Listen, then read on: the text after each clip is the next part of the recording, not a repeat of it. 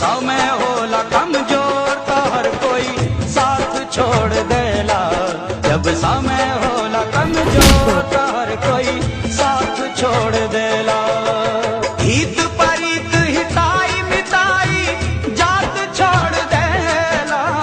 हित परित हिताई मिताई जात छोड़ देला। जब समय होला कमजोर,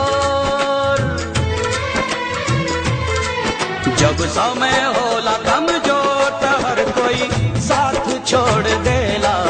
जब समय हो